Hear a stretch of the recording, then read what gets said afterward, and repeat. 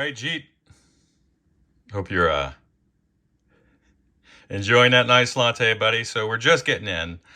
I have your amp hooked up to a current limiter, which is gonna give us a very obvious indication of a short. But the fact that you're blowing 3 amp fuses at the mains is it's kind of telling me everything we need to know. That in all likelihood, you do have a shorted filter cap. Probably one of these. Let me get my chopstick. One of these guys is what I'm referring to. Most likely this guy here. This guy will be on your screen supply. Now, let's take a peek. Power tubes, obviously. If you look up here, pardon the mess, there's a light bulb here. It's going to tell us by glowing, and glowing brightly, mind you, if there's an issue. And we'll catch it before. So I'm going to go ahead and warm her up. She's on standby.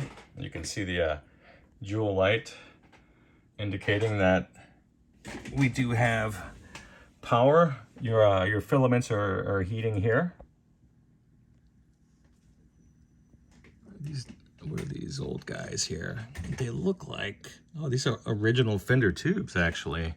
So there's a good chance that one of these tone puppies had turned over on you. This is a 2002, at least a circuit board. I would suspect the production date would be very tightly aligned with that.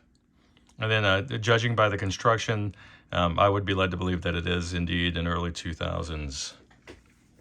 So, as you can see across this filament here, we don't have any obvious glowing, at least in standby mode. Let's put her in high power. I'll go ahead and rather full wall voltage, which today is 119 volts, which is about what you would expect.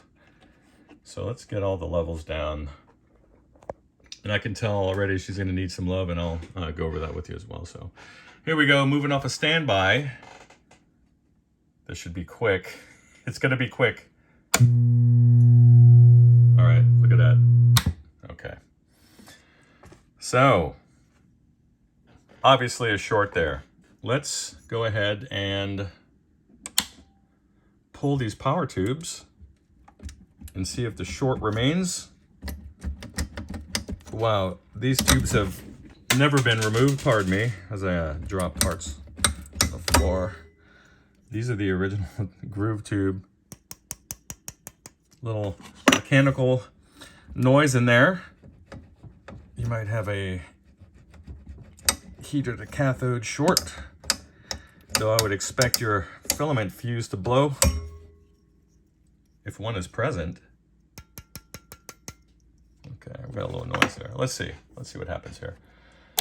Standby. You're still going to get your filament supply over to your tubes, as you can see. Now, we don't have any short here or noise present at the output. Maybe just there's just a touch of 120 hertz buzz coming through the driver. So that's post rectifier noise there. And again, our light bulb isn't indicating anything bizarre. Let's take the limiter off. And again, good to go. So my money is going to be on these 6L6 output tubes. I'll go ahead and measure these ESR, the ESR values for these Illinois brand capacitors, or Illinois, depending on where in the continent you're from. That's something that we typically see is leakage there on the anode end. That'll be this guy. Let's zoom in there and see if we got any crusties poking out. I don't see any bulging or ejection from the vent port of any of the electrolyte material. I'm not even here on the preamp side, so all right, your solder joints actually look pretty good there on that tube PCB. Not a lot of foreign material inside of the chassis, though the jacks are more than due for cleaning. The pots as well, I bet. These are just dust receptacles here. I mean, they're pointing upward. Anything that lands on the top is going to go inside, and it kind of gets trapped in there. If you take a look, it gets trapped in there.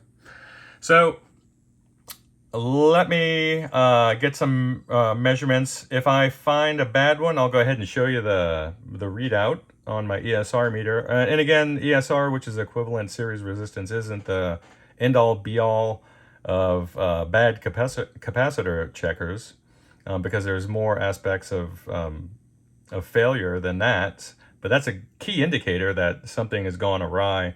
And with these particular types of caps that Fender has chosen through the years on this series of amps, it's a prevalent issue that that is yet to be addressed, despite customer complaints and the moaning of techs throughout the land. Oh yeah, before I wrap up, this is the low voltage supply that I was referring to earlier. Let me grab a lamp real quick, pardon me. Shed some light. I'll have to manually hold this thing in, so pardon me, I'm not all that set up. What I'll do is I'll have the light fire underneath the board. That way, I'll pull it off there, so pardon the noise. We can take a peek and see if there's any browning. And look at that, Fender actually left an air gap, a small one, but it's appreciable, underneath these white cement resistors here. And even the Zener diodes there have a little bit of a gap, so that makes me happy. I'm not seeing any evidence of charring, so maybe this is a low hours unit. And even the solder pads don't have any evidence of corruption. So let's take a peek at these power tubes. Actually, you know what, man? Let me take out my tube tester. I did calibrate that about a month and a half ago, and I trust it. So let's see what that's going to tell us with respect to shorts. It has a super sensitive short checker. And I'll go ahead and throw some tools up on these caps to give you a good measurement, okay? All right, bye.